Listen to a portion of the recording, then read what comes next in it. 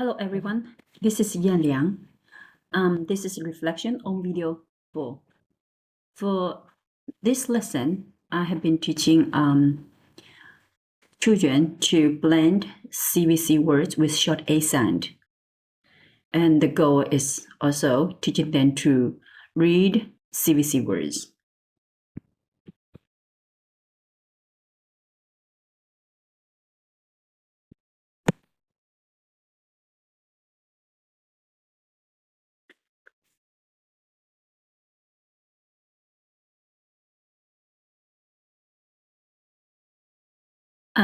In this lesson, I'm going to use check on the in task standard 6, 7, and 8. Standard 6 is assessment. So the first guiding question, try to use a variety of appropriate formative and summative assessments that are aligned to learning objective to support and verify students' learning, share assessment data with students and caregivers, and use technology to assess students' understanding of the content and organize assessment information. I'm using different kind of assessment during the lesson. So, for example, before we start teaching CVC words, I used Enchant's tickets to assess the students' letter sounds, and then when I read aloud, when I ask the students to read aloud the sight words, that is a review. It's also a kind of like assessment, formative assessment. I observe how the students read and find out who may need more help, more time to practice in the next day. After the direct instruction and the modeling on how to blend CVC words, I invited the students to play the Swap the Fly game. And this will use assessment in the game and check students listening and finding the cards as fast as they can. And when I finish the lesson, of course, every day, I share with the parents which part the students did well and which part the students needs more time to practice at home. I also give the parents the links on the computer, on the internet links, to share with them how to help the students to have more chances by listening to CVC blending and listening to short CVC stories. Because in the class, we have a book taught during the class. So I also let them to offer the parents the recorded audio and send to them so that the parents can share with the children. So by this part, I think I did outstanding. The second guiding question is, does the candidate use the data obtained from multiple assessment to diagnose individual learning needs and observe learner progress and guide planning to better meet the needs of the learners? I used the data to see which student did well in the class and can move to some extended work, and which students may need extra time to practice in the class or after the class or the next day's lesson. And also, whenever other kids are doing the game practice, and I would give that kid extra time one-on-one to help her to improve more and give her more chances to practice. And during the practice and the little lesson, I would give feedback to children. And if they did well, I encourage them to do like, good job, pat your shoulders. If they did not well, I would like to encourage them to practice more.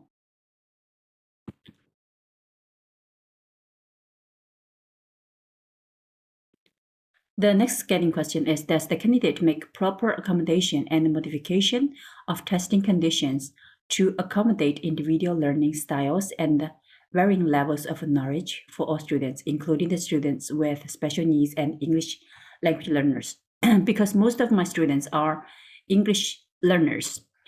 So for some time, when I explain the instruction, in order to help them to do some of the formative assessment, I would explain them in their L1 language in Chinese, which is Chinese. And for sometimes if they are still not sure how to do, and then I will use like example before I start the formative assessment, because for these young children, the kindergarten did not have very formal summative assessment. So at the end of this unit, I asked the homeroom teacher, and we planned a end of the unit reading assessment for the children, and they are not well practiced with handwriting, so this will be like long term for the little learners to practice. They will have the reading assessment at the end of the unit.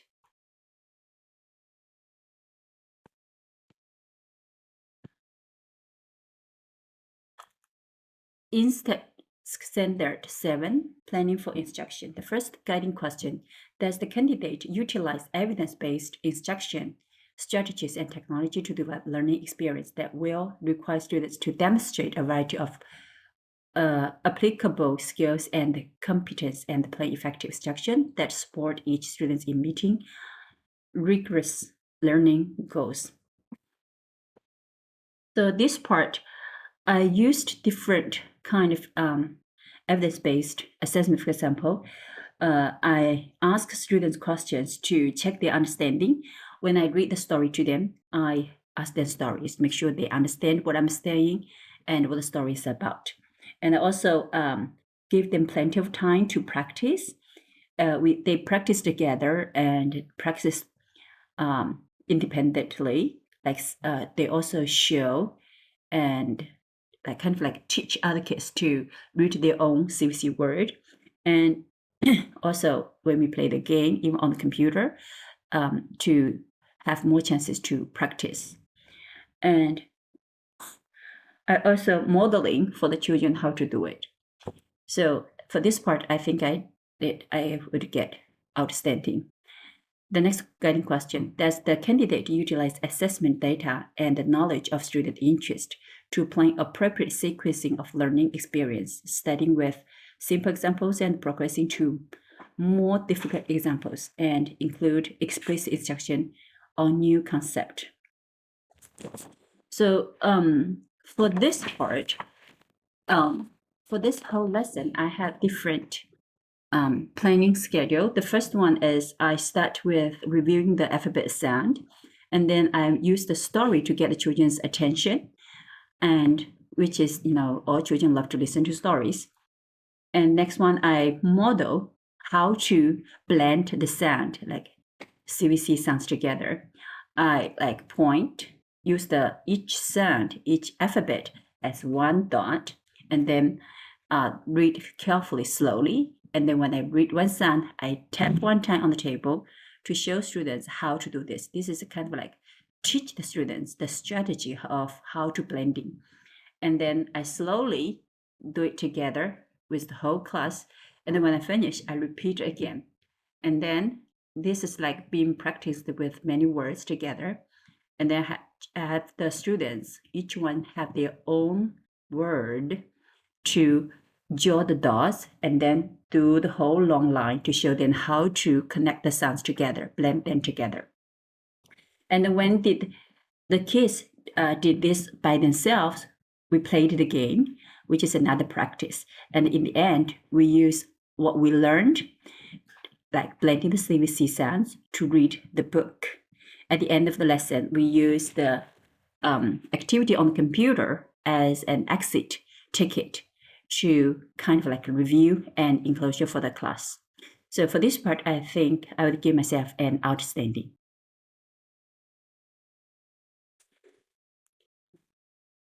For the in-text Standard 8, the first guiding question.